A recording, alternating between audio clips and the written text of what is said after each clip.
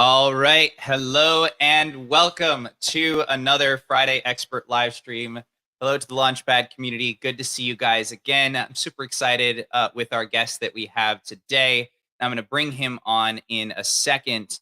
So welcome. If you've not listened into the Friday Expert Livestream before, every week we bring on experts in every area that you need to run your nonprofit, from marketing to ads to fundraising to legal experts. All past live streams are archived in the events tab of our Facebook group, so you can check out any of the past live streams that we've had. Um, and a bit of instructions for viewers if you've not seen it before. Number one, in order to comment, you can comment or ask questions at any time during the stream. In order to do that, you need to probably open this up full screen, and then you'll see a ability to comment. Number two, if you're listening, like, share, love, get this out to other group members so they can see it if you love the content. And of course, you can ask questions at any time throughout the broadcast, and Darjan will clue you in. In the middle of this broadcast, for live viewers only, there is a giveaway. Darjan is going to be giving away an incredible Google Ad Grant guide in the middle of the broadcast. So stick around through today's live stream. And as always, if you're here, toss a little hi in the comments. And of course, sign up for the streamyard.com/Facebook or whatever so that I actually know who did that. Otherwise, it'll be hi random person. So welcome to the show. I want to welcome my friend Darjan. Oh man, I'm gonna screw this up. I forgot to ask pronunciation. So Darjan Minov, welcome to the show. How badly did I screw that up? You did actually pretty good. I'm worried. I thought my overly Slavic name is gonna be more difficult for you, but it's not. So I'm gonna have to come up with something more tricky for the next time. That's totally fair. That's totally fair. Well, welcome to the show, man. So tell me, how did you get involved in this crazy world of nonprofits? Because you're in marketing, and there's big bucks out there in the for-profit space for marketing, and the bucks are there in nonprofits, but they're smaller. So talk a little bit about why nonprofits for you. Well, first of all, thanks for having me. And yeah, it's been a while since you and I saw each other. It's been like a bit over a year. So congrats on everything you do. I've been following that. It's really impressive work that you and the gang in the group are working on. I'm very, very happy to be there with you today and kind of share a little bit of my quote unquote expertise on on this subject.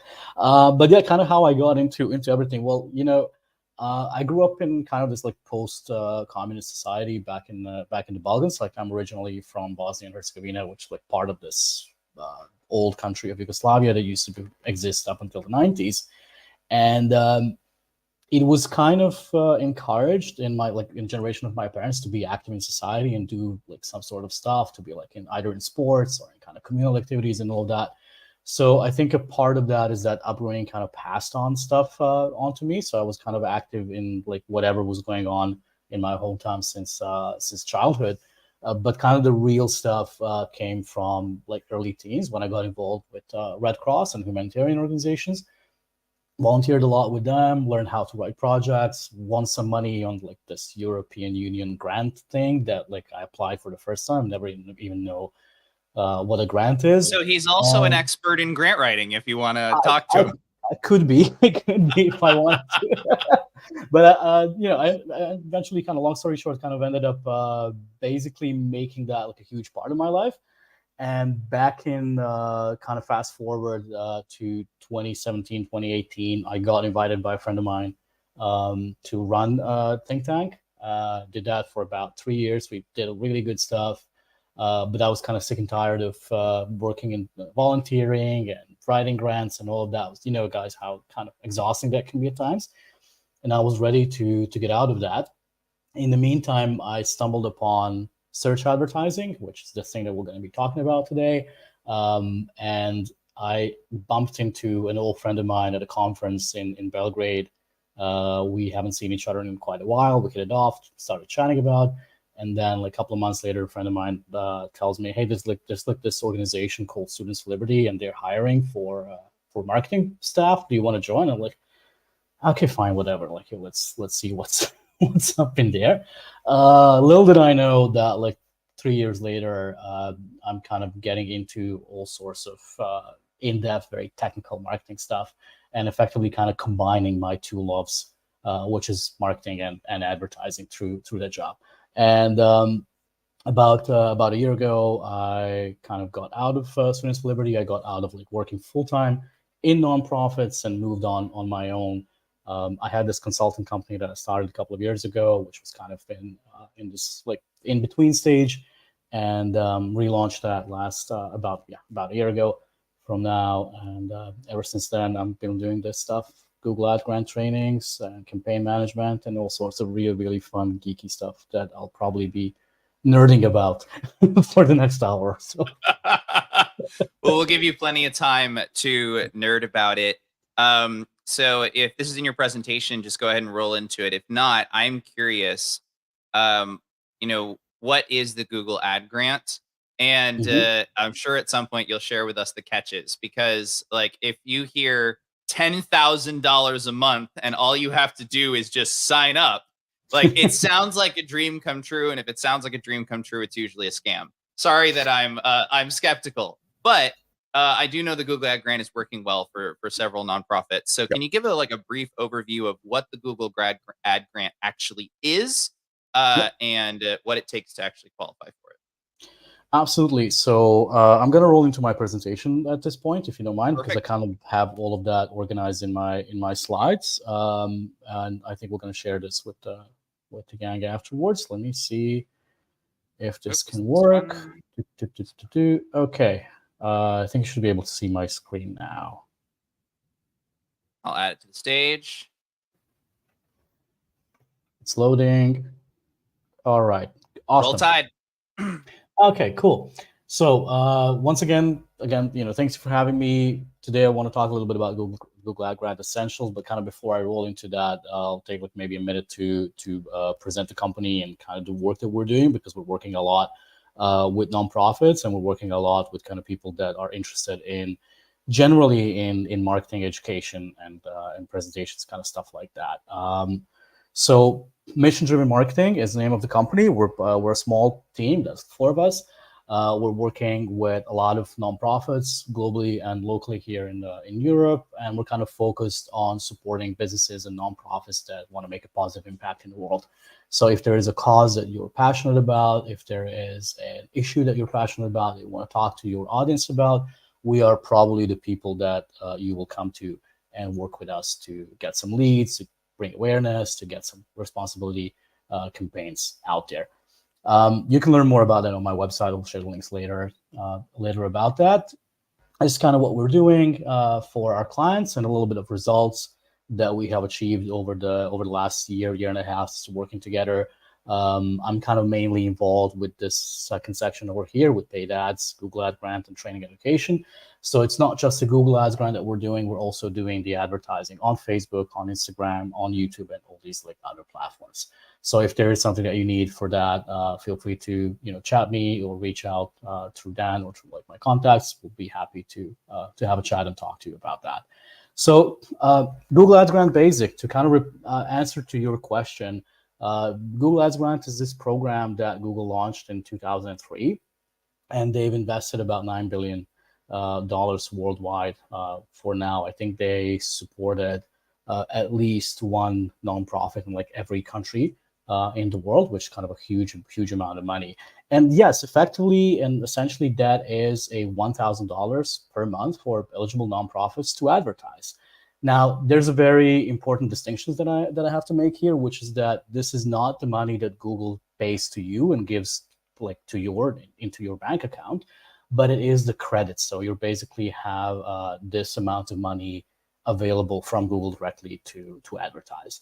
Now, I think this is kind of a really important initiative for 2 main reasons. First of all, because nonprofits usually don't have marketing budgets, and then kind of brings me back to what we were talking about before. On there's big money in marketing outside of nonprofits. Yes, but there's more passionate nonprofits, and there's more kind of changing the world in a positive way in nonprofits. And Google being a part of that, is very, very important. And the second reason why I think this is a great initiative is basically this, like average return on ad spend for every dollar that you spend on Google Ads in the Google Ad Grant program is 2.75. So in theory, if you do your job well and if you have a good enough campaign, you can maximize that and you can have like a monetary impact of 27.5K, meaning that you can either get this money through donations, through volunteer hours, through impact on a campaign. So there's a huge potential in the Google Ads grant. And Google being probably one of the largest websites out there and the largest search engine can get your nonprofit in the eyes of as many viewers as you can. So yeah, basically free marketing budget of $120,000, which to be fair, from my experience, is not even like the equivalent of advertising budget that large companies have. They usually have like within the range of, let's say, maybe 50 to 100K for search ads, unless of course we're talking about the huge brands. But this is extremely important, especially if you're just getting started as a nonprofit. You don't really have that big of a budget. You're just kind of getting your feet off the ground. This 120K a year are extremely important and extremely valuable for you. So what can you do with Google Ads Grant? So kind of the key components of Google Ads Grant is getting the viewers' eyes onto what you're doing. So you can kind of promote pretty much everything that you're doing, from just your general awareness about the mission or the causes that you are into, or you can reach out to donors, supporters, and volunteers. So I used to manage these grants for organizations that were running kind of membership programs or educational programs. They got volunteers through that, they got signups for their programs, and they also reached donors and people who are willing to invest into what their nonprofits are doing. You can also test certain stuff through Google Ads. You can, for example, try a program in a new state or a new country that you haven't done stuff before to kind of test the grounds and see whether some initiative or a program that you're doing would be effective, and possibly kind of see what the audience response to what you're doing is. And kind of the big question that I've seen a couple of you asking in the group as well is like, should you and how do you spend all of the money? So very, very important thing to notice here is that the amount of money that you don't spend in a month with Google Ads Grant. So for example, you spend only 5K. Those 5K that you haven't spent are not rolled over to the next month. You're starting a new month from scratch. So you're getting a 10K as if nothing happened before. Why is this important? Well, Google is effectively spending their own money. So why would they spend more than what is already on the tab there? It's not that big of a problem if you don't spend all the money. We're going to talk about that in a bit. But it would be kind of in your best interest to spend at least like 2/3 or at least a half of what you're getting, mainly to get the clicks, to get the traffic to your website, or to get stuff that you want from your audience. I don't see if there's like any questions in the comments, so I'm gonna move on. And Dan, feel free to yell at me if there's something coming up. Okay, so let's talk a little bit about the setup and the stuff that you can do with Google Ads Grant. So some of the requirements for getting the Google Ads Grant, as you can see here on the presentation, is that you are a charitable nonprofit organization registered in accordance with the local law. So this definition is quite broad. Usually you would need to have some kind of a paper from your local government, mainly talking for people outside of US. If you're watching this, so you need some kind of a paper from, let's say, the Ministry of Justice or the state secretary or the local government, whoever is in charge of registering nonprofits, stating that you are a charitable nonprofit, effectively that you are not in the business of making money, that you're in the business of doing something that does not have the profit capacity. You need to also verify with a local partner, which is usually the company called TechSoup. TechSoup is a really cool company. They don't only do this verification with Google, they also can help you get additional grants or software or hardware or kind of a bunch of stuff. They have like a huge amount of stuff that they're doing. And of course, you need to agree to the Google for nonprofit terms of service. This verification with TechSoup is probably the kind of most important part of this step, because TechSoup is eligible to run checks on the kind of this piece of paper that you submit to to the Google for nonprofit. If you say to them, yes, I'm a charity organization, here's a proof of that, TechSoup can verify that with the local government because they have the expertise on like how the local regulation works and what are the definitions. So they can kind of give that extra layer of security for both you as an applicant and for Google itself. And this is kind of a who cannot apply for this. Government entity organization, obviously, because they have taxpayers' money and they can spend that on their own advertising. Hospital healthcare organization cannot also apply. But for example, if you are a humanitarian organization that runs a sort of a medical program or a medical awareness program, you can apply for this because it's a part of a program. You're not a healthcare organization per se. School, academic institution, or university, again, similar as a hospital, you can run educational programs. But if you are a school or a university, there is a separate program called Google for Education that pretty much has like the same stuff that you have in Google for nonprofits. So you can apply for that, and that's kind of pretty much on the same level as stuff that we're talking about here. So keep in mind several prerequisites for this. So this, again, what Dan said before, this sounds a very simple thing, but I've seen clients getting rejected for the grant application for several main reasons. So first of all, make sure that you own your website and the website is high quality. And we're going to talk in a bit what does that mean. How do you get your website to be a high quality? This part about owning your own website and have limited commercial activity and ads on the website is extremely important because that helps Google to determine whether you are eligible for the grant itself or not. So limited commercial activity means that you're not running anything profitable on your website except for donations or maybe ticket sales for the events and kind of stuff like that is funding your own work. And limit ads on the website. So there's an additional program called Google AdSense in which you can put a little bit of code on your website and you can run ads and you can get some extra money from that. That is okay if that takes, for example, just a small part of the screen real estate on your website, so the portion of the screen that your user can see. If your website is like overblown with pop-ups and ads and kind of stuff like that, it would look sketchy in Google's mind. And of course, install Google Analytics to keep track of everything, and you can see whether your ads are actually successful or not. And I cannot stress enough how important it is to have a good website and how important it is for your website to be up and running. So invest in the website if you can. There are companies and organizations that are giving you basically free websites and they can help you set that up. If you have a little bit of extra budget, please invest in a good website. Again, I cannot stress it enough. I might as well spend the next hour just repeating, have a good website, have a good website.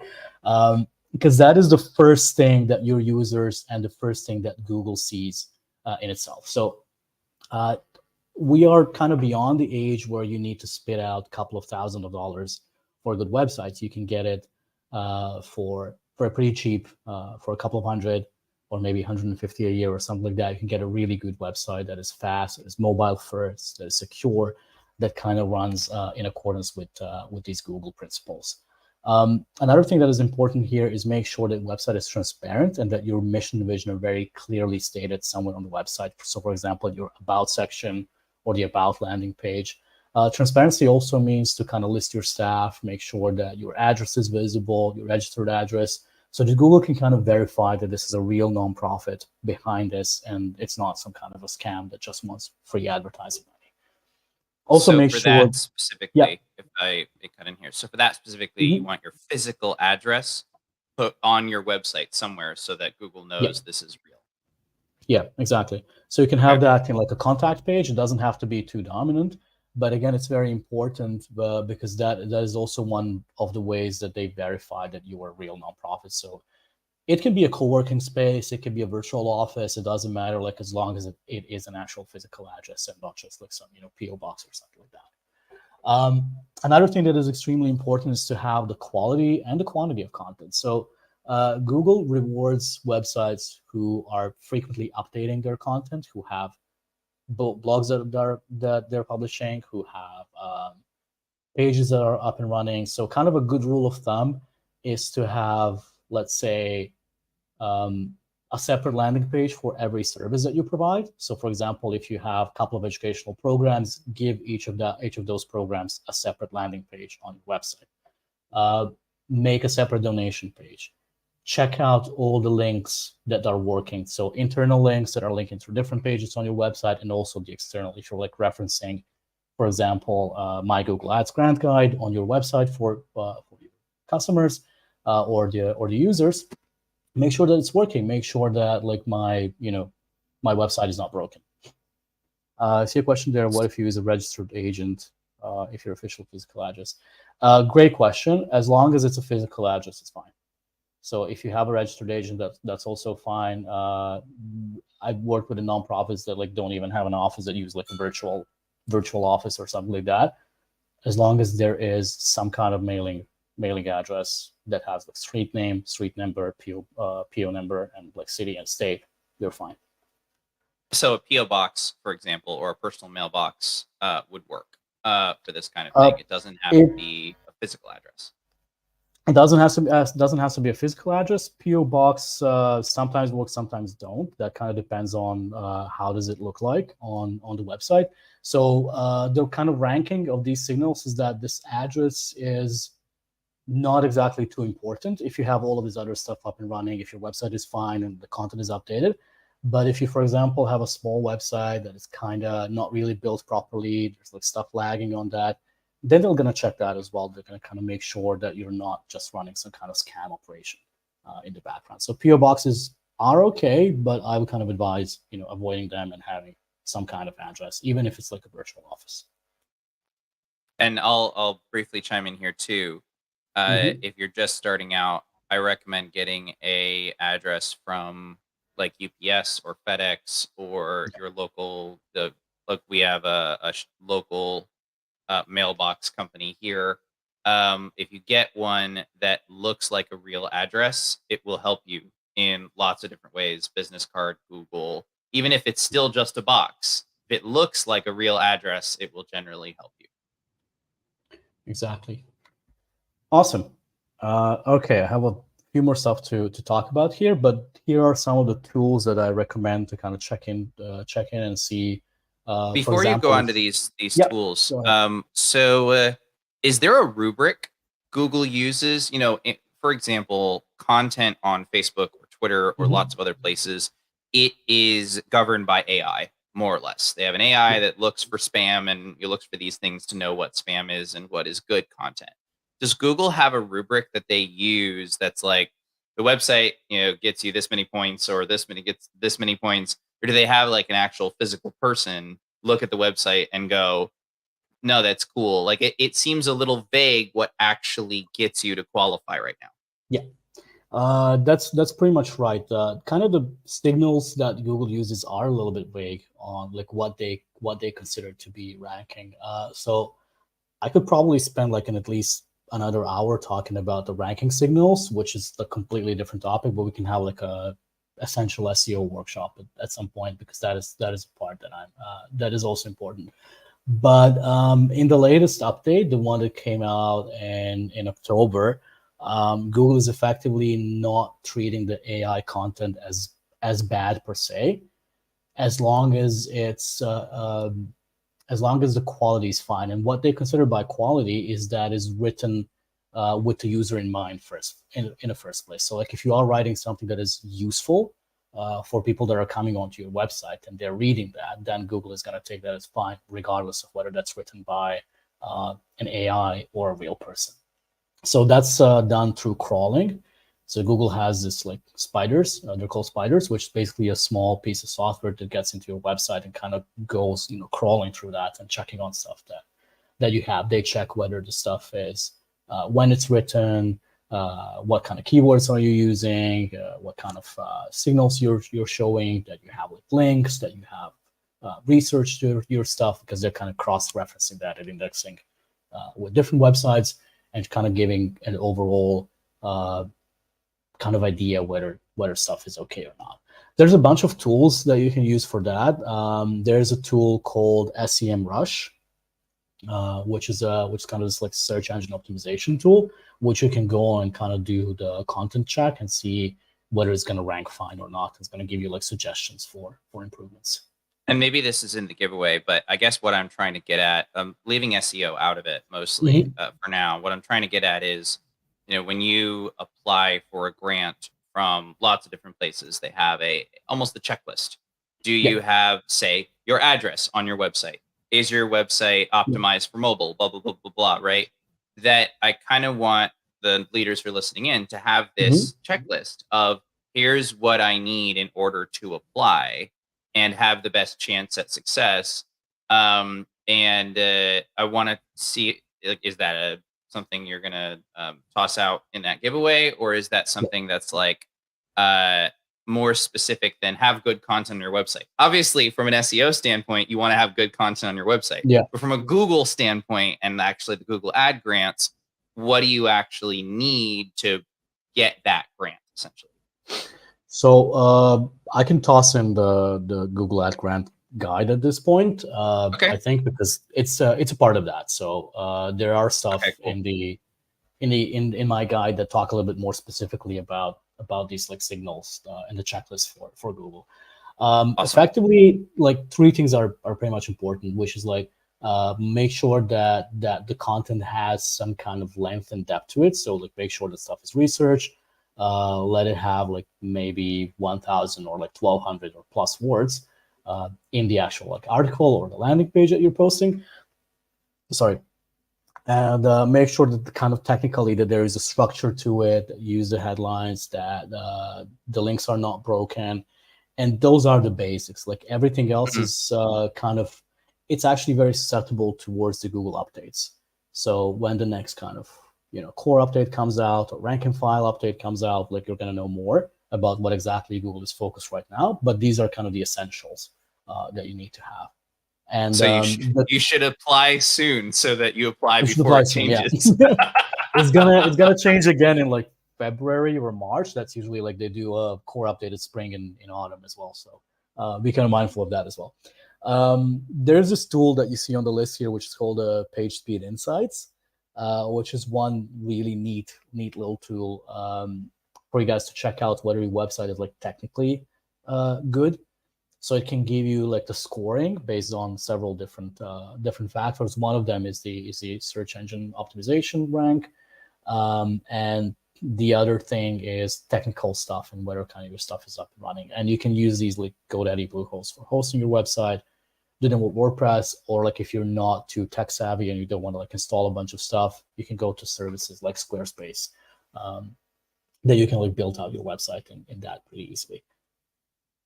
So we got another question in the chat.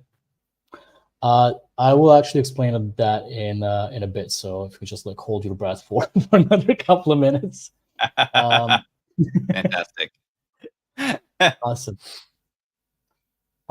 All right. So we got one other question in the chat, and then we'll go ahead and do our mid break and the giveaway. Awesome. So the question is, okay. I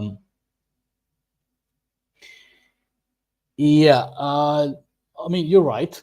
That's fair enough. Anyone good enough to build anything is good enough to hack it. Like that's fair enough. That's a fair assessment. But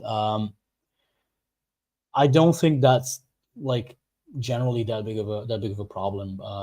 There are like companies like mine, and can't think of right now, but I think there is also one that I think you recommended at some point about a company that does like web development for nonprofits. They're usually very secure, and they usually have the tools and the means that can save you from any sort of like hacking updates or whatever. There are also plugins that you can put in on your website to secure you from any kind of external attacks or stuff like that. So you should be pretty secure with kind of a reliable developer that's coming from like an actual company. I'm not gonna say don't hire anyone from Fiverr. There's like great people on Fiverr that are doing stuff, but like having an established company that has like history of stuff, you should be good to go.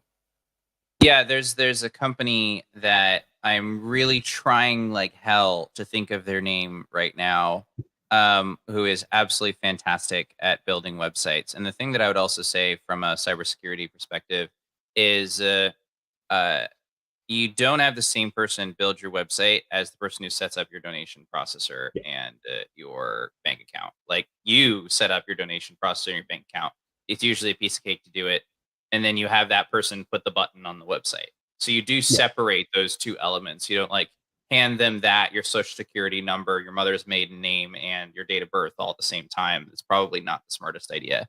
But if you shoot me a DM after this, or shoot me a DM now so I don't forget it, I will find the name of the marketing company. I know the guy's name, but I'm trying to think like hell the name of the marketing company that I'd recommend for building websites. It's just, he does such a fantastic job, and I'm really trying. Oh, there it is. Found it.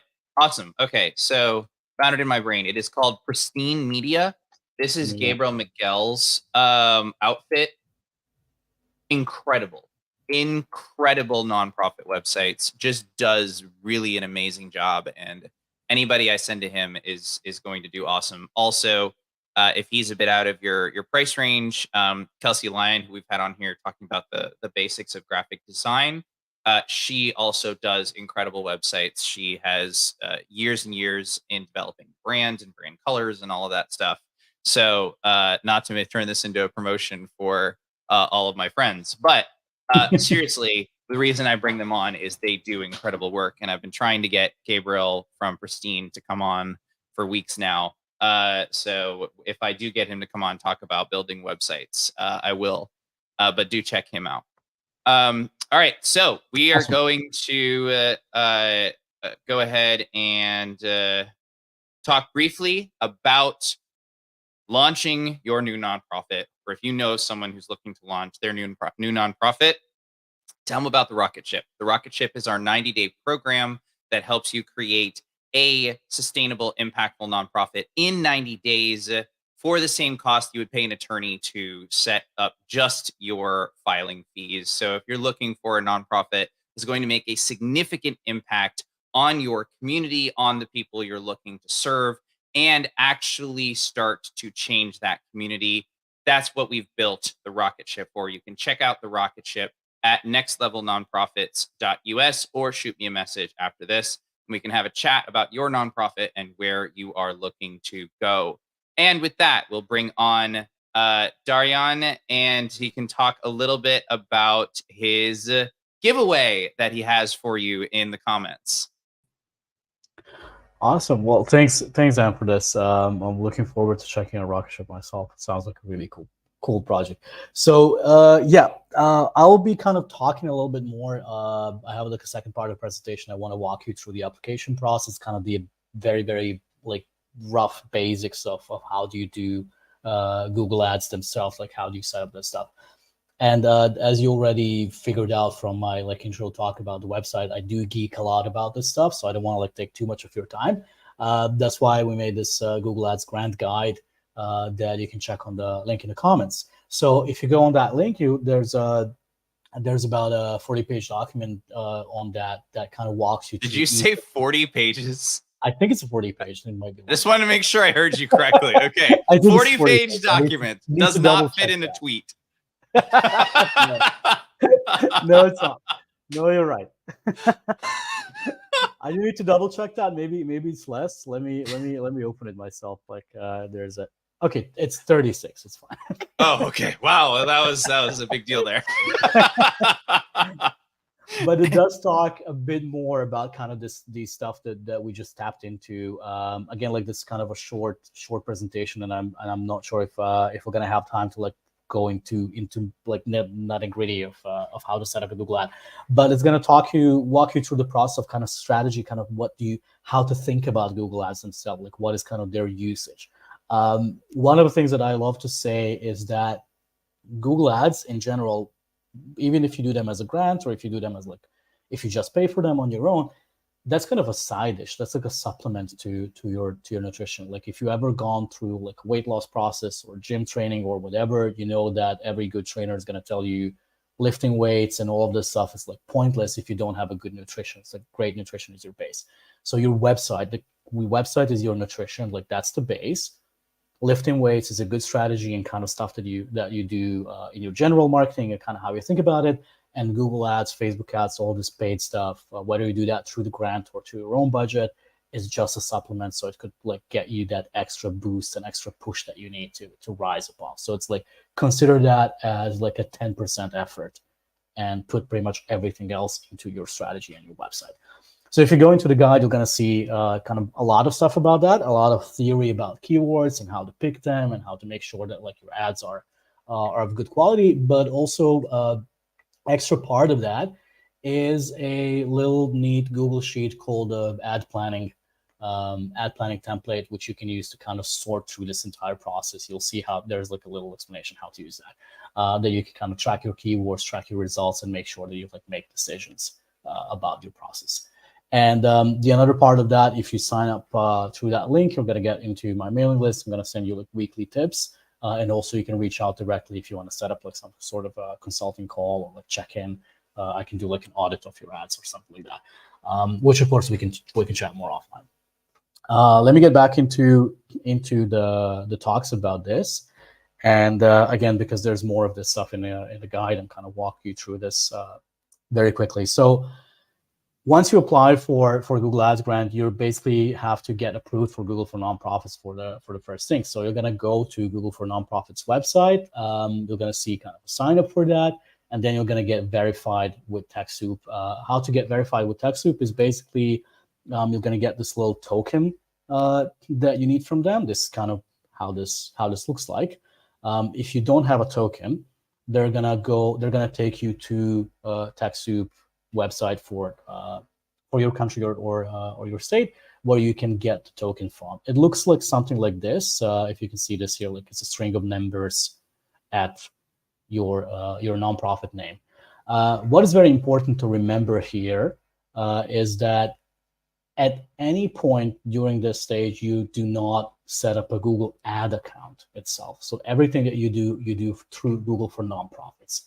So it's a very simple process. It takes a while, but it's relatively simple to get through it. So after you get your token, that's going to take maybe 2 weeks or so for them to verify you and get your token. You're going to sign up for this thingy, which is called the ads eligibility form. You enter your website domain, and they're going to check all of this technical stuff that we were talking about. Again, one thing to remember, which is also the reason why people get rejected, is make sure you're signed up with the same account that you use to sign up for Google for Nonprofits.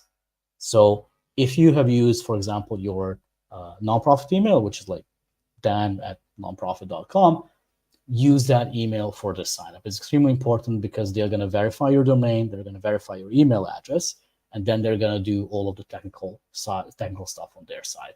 So it's very, very important to get on the same account. And Google also has a policy in which if you have multiple ad accounts tied to the same email address, some of those accounts may get banned. There is a way to do that. There's a thing called the manager account, under which you can have multiple other accounts, but I don't want to go too much into that stuff right now. But if you, for example, have a normal ad account and another normal ad account on your same email address, you can get one of those suspended because Google sees that they're kind of circumventing their policies on advertising. And the fourth step is basically to submit your activation request. That you go into Google for Nonprofits, check the box that says activate Google Ad Grants, and again, don't set up any additional ad grants during this process. It's going to get you banned. So those are kind of surface level simple steps. They're not exactly simple because there's these couple of minutiae details that you need to think about. But if you go into the Google Ads Grant Guide, you'll see kind of more in-depth explanations about this. But for you at this point, the most important thing is to do is don't set up a second ad account. Sign up for everything with the same email address that you used at the beginning, and you're signing up through Google for Nonprofits first, and then everything else.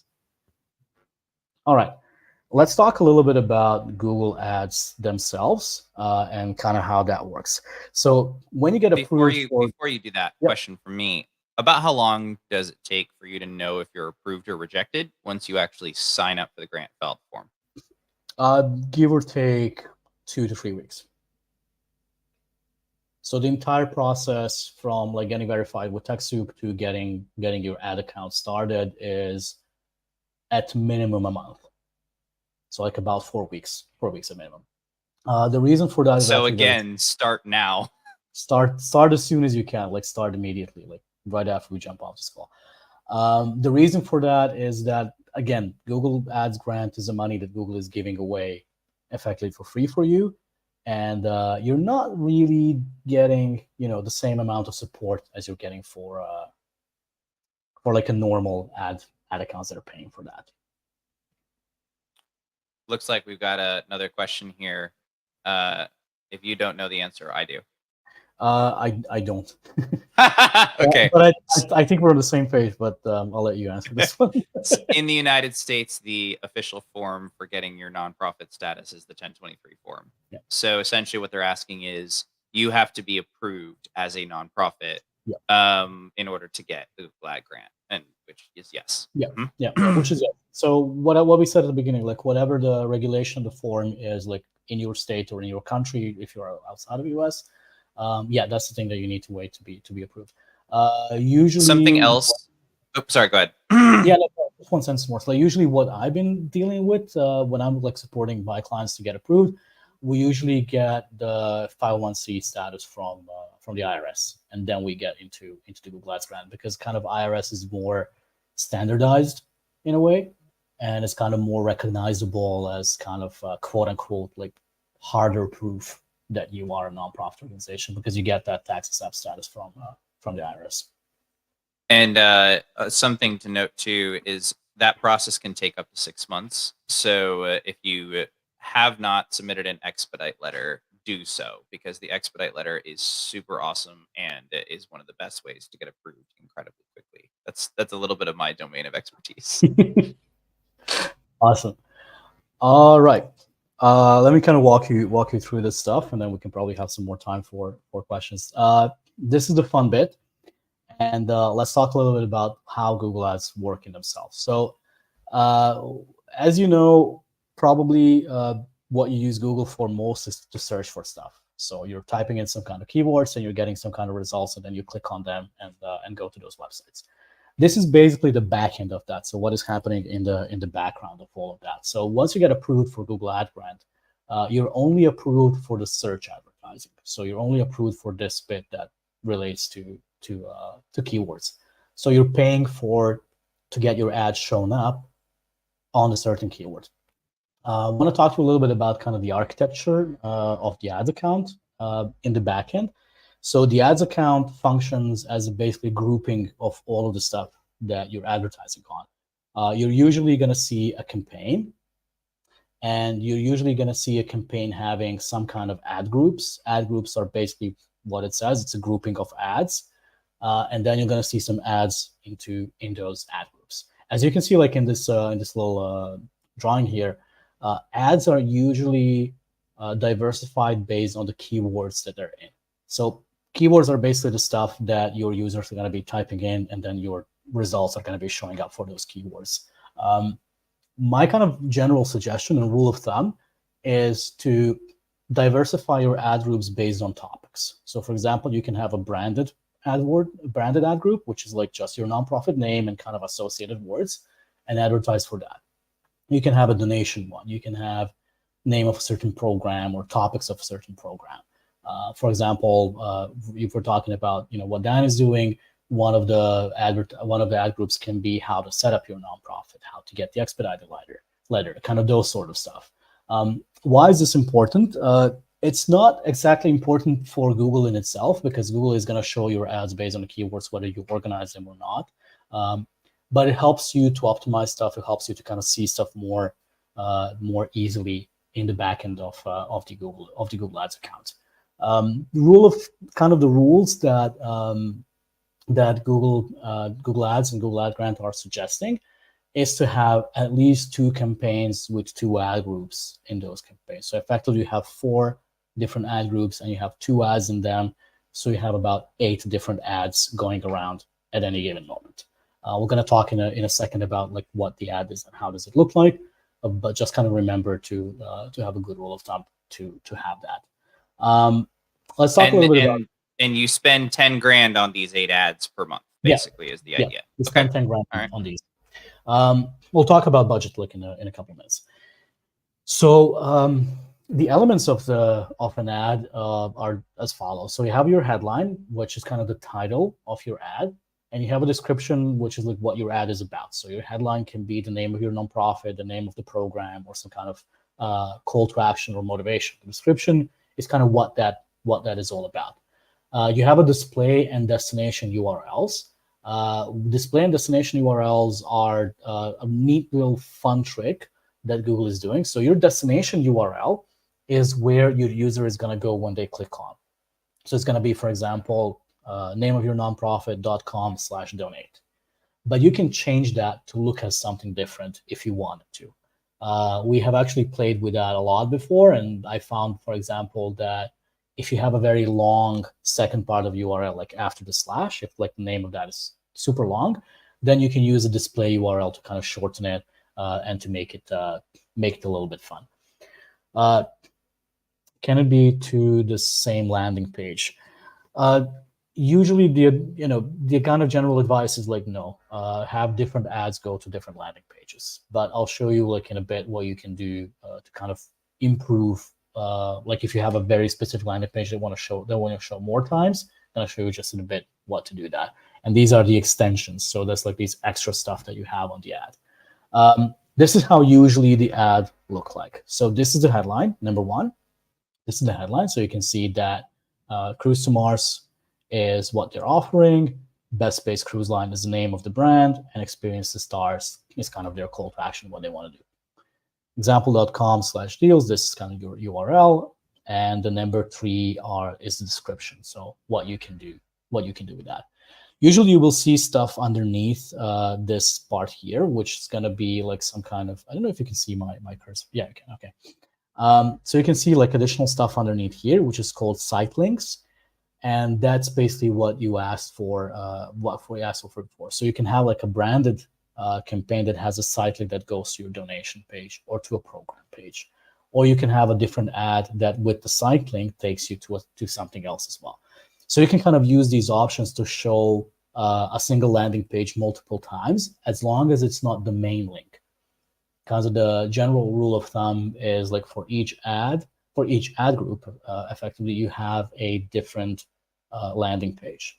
So you can have different ads with the same landing page, but ad group should go to only one for the sake of organization and simplicity. And why don't you run them all directly to your homepage?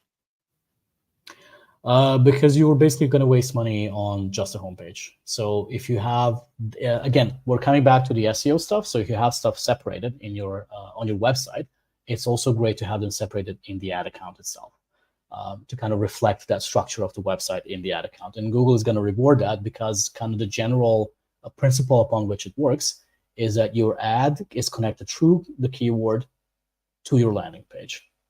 So your ad goes to your landing page, and the connecting tissue is the keyword that you're using for the ad.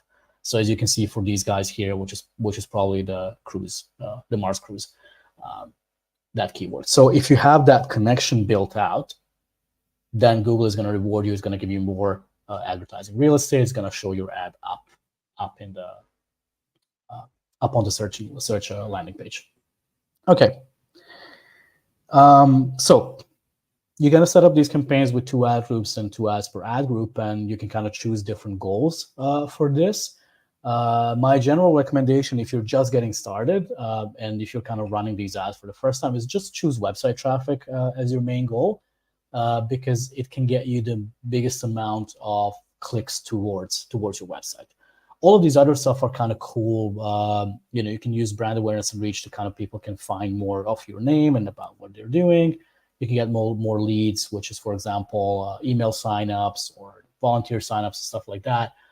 But kind of website traffic is the all-encompassing goal under which you can do many, many different stuff. You can take them to many different landing pages. You can take them to do many different stuff. So it's kind of a catch-all goal for what you want to do. Second part of this is kind of to choose your targeting. You can choose based on location, based on language, based on age, based on what they're doing, whether they are kind of frequent travelers or maybe people who are living in those pages, in those places. So rule of the thumb, again, is to go broad. because that's kind of the reason why many people do not spend a lot of money on their Google ads, because they go way, way too narrow.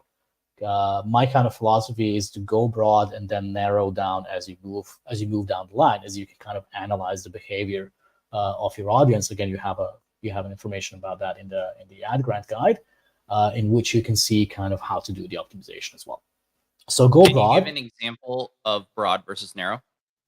Yeah, New York City versus New York State. So kind of the cool stuff would be if you're running a program in New York City, there's probably somebody who's like around NYC that wants to come to your like educational event or a fundraising dinner or whatever you're doing. So go broad, go towards the entire state. And then let's say after a week or two, when you see the behavior of the audience, then you can say, okay, I don't want to get people from Albany or whatever. You can turn off individual locations. Google is very precise when it comes to targeting. So you can basically target like one street in your neighborhood through like geo-targeting. You can get like coordinates for the street and target that. But I don't recommend doing that on a grant. Go broad and then kind of go narrow as you move along. If you're paying for your ads, yeah, then go narrow. Then you can like just target, Dan's address and his PO box and get ads to him if he likes to click around. But yeah, go broad and target your demographics as broad as you can. Set up a budget. So this is kind of basically how do you do budgeting on Google Ads. So you're going to get these $10,000 per month. Google generally doesn't like monthly budgets, so they like to spend money on a daily budget. Why? Because depending on a certain daily performance, you're going to get more clicks or less clicks. So sometimes they're going to spend more money or less money, and they're going to balance it out until the end of the month. That's kind of pretty much like every paid platform works in the same way. What I would recommend is to spend, for example, 80% of your budget towards your direct programs or kind of direct advertising to stuff that you're doing, and maybe 20% of that on like just like the brand of your organization or kind of adjacent keywords, retargeting or stuff like that. Why is this important? Well, because you want most of your traffic to go to like a specific stuff that you're doing. If you have a newsletter that you want people to sign up, you want more people to sign up for that than just Googling your name. So that's going to help you to kind of get that convergence that we're going to talk about in a bit. So let me ask this question. So for donations versus programs, a lot of nonprofits think I'm going to go online and I'm going to put up an ad and I'm going to encourage people to donate through that ad. Is that effective? Have you primarily seen that be effective, or is it more, Next After Institute has a phrase, people go online to get, not to give. And is that true? Is it more people, will download a lead generator, or they'll see your program page or whatever, but they usually won't donate directly through Google Ad? Yeah, that's right. I suggest like donation pages to use them as cyclic extensions, because you can always have two extensions. So you can see on the description here. You always need to have like at least two extensions in your ads. So what I would say is to use. What is an extension, just for those of us not familiar? So extension is that little part of the ad that goes below like the main part. If we come back to, let me go back to the anatomy of an ad, which is this picture here. So this is kind of like what the plain ad looks like, but you can add more elements into this area right down here. So your cyclic extension is basically just like additional link on this ad. Okay. So if this would be an ad for your nonprofit, this would be like maybe your nonprofit name, something that you do, like your tagline or mission, covered in like a couple of words. But then here it would be like about us, donate, programs, blah blah blah. So you can use those extensions for basically for this purpose that you were talking about right now. Yeah. So again, what we're talking about before, center your ad groups around like some kind of overarching topic. 10 keywords in one ad group is, again, rule of thumb. So if you have, for example, your organization's name, you can also have something that they're doing. So for example, for the organization that I used to work for, Students for Liberty, we would use phrases like, student activism on campus, programs for students, kind of stuff like that. So something that is like topical towards what you're doing.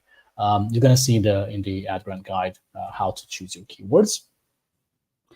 And this is like what it looks like when you're creating an ad group. So you're going to make your ad group. You're going to add your keywords here. Cool thing that Google is helping you to do, because now everything is run by AI, is they can help you pick keywords from your website.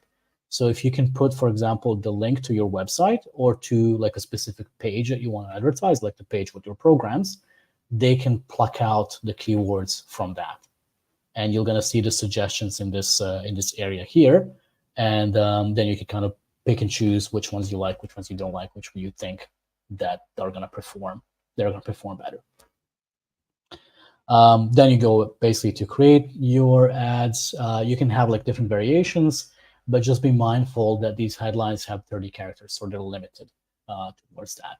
So at least 3 headlines are required, because as you've seen in this in the anatomy of an ad, you have these like 3 little sections where your headlines are going to appear. Write descriptions. Again, 2 descriptions are required because you have 2 lines of description. And this is what it all looks like in the backend. This kind of, as you can see, at 3 headlines are required. Headline 1, 2, and 3, and your description 1 and 2. So this is kind of, you're going to see the preview of your ad right here in this section. One thing I wanna make you get your attention to is the ad strength thingy right here. This is going to show you the potential of your ad. This is not like a decision whether your ad is going to run or not, but it's more like a reflection of the potential. So if you write a good ad, you're going to see this going to medium or strong. Aim for anywhere between medium and strong. You're going to see stuff coming out of there. So if you write a strong ad, there's like more potential that's going to show, basically like that. We talked about site links. This is what they look like when you're adding them. Yeah, we were talking about this right now. I think we don't have much time, so I'm not gonna talk more about these like technicalities, but I'm gonna tell you to go to Google Keyword Planner to kind of find more about the keywords. And this is what it looks like. So you can again add your website, or you can add like topics that you want to talk about. I'm gonna show you the keywords that you can pay for, and use negative keywords as a mean to like not being shown for a certain ad. Again, make sure that you test stuff, that they're refreshed, and that they're connected to your website, so that they're connected to what you're talking about. And I'm going to spend these like last 2-3 minutes talking about the compliance, which is kind of how do you get on a good site. So no single keywords means that you shouldn't use keywords that have just one word. So always aim to have like 2 or 3, unless it's your organization's name, unless it's a brand name. Don't make them overly generic. Don't, for example, put an ad saying like donate to nonprofits. Like Google is not going to fire your ad for that. Be specific. You're going to see quality score metric in your analysis. Again, there's a chapter about that. And the thing that you have to maintain is 5% click-through rate. So click-through rate is basically the ratio between people who see your ad and the ones that click on it. How do you get a good click-through rate is by, again, coming back to what we were talking about before, writing quality ads and having your website up and running on a good quality. And have conversion tracking, which is this little piece of code that you put in your website. You're going to see that in the guide. And go broad what you're targeting to spend more. With that, I'm going to kind of wrap up this section. And if there's like more questions, we can chat about that. But there's like more information in your guide. That's fantastic. Thank you for that overview, Darjan. So before I talk about what's next coming up on these streams going forward, why don't you tell people, if they're like, wow, I never thought that a Slav would give me such good information on Google Ad Grants, then how do they get a hold of you and work with you if they want to do that? Sure. So I think you can see this little slide. It's kind of like the services that we do for Google Ad Grant. So we can help you to set up. We can help you to kind of get through this process. We cannot help you to get through this faster, but we can get you through this easier because we kind of done this before and we know what you need. We're going to do the ongoing month-to-month management, kind of doing the ads for you, doing the research, and doing all the services. And we can help you to optimize your website and kind of get it up to this technical requirements, and sort of help you on these like consulting questions that you have. Anything that I haven't answered today, feel free to reach out to me to my email or go to my website. You can see that right here. On my website, there's a newsletter, there's a couple of blogs, there's like I try to publish something at least once a week to get you up and running. And there's also a couple of, you can go to, well, shameless plug, my newsletter again, and go into that. But you can also go to the support.google.com/grants, which has like a public forum that experts and people who are using stuff can answer questions, and you can get stuff pretty easily. And there's a guy I also want to recommend, which is Jason King. He's a guy who lives in UK, but is recognized by Google as like top leading expert in Google Ads grants. So I definitely recommend to go to Jason's website, go to his courses, and check out what he has to say on the support page. He's pretty active over there. And yeah, if you need anything else from me, you can shoot me an email, shoot me a message on Facebook, Instagram, wherever you can find me.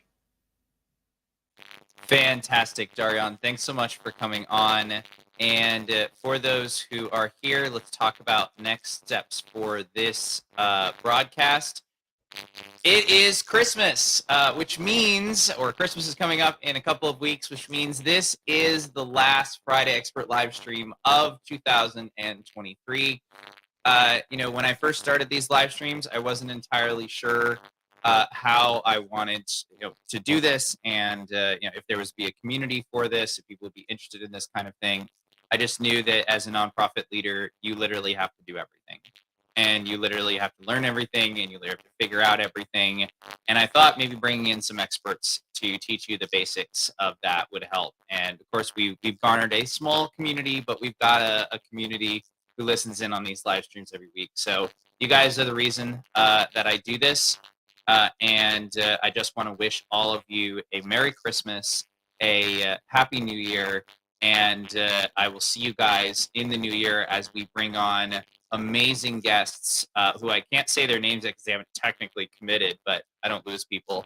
So amazing guests talking about volunteer management, talking about market research and making sure that you stand out as a unique nonprofit in your field, talking about how to do strategic planning, some basic strategic planning as your nonprofit grows. So you guys all will be in for a treat next year in January. Always a pleasure to chat with you guys, to see with you guys. Merry Christmas and Happy New Year.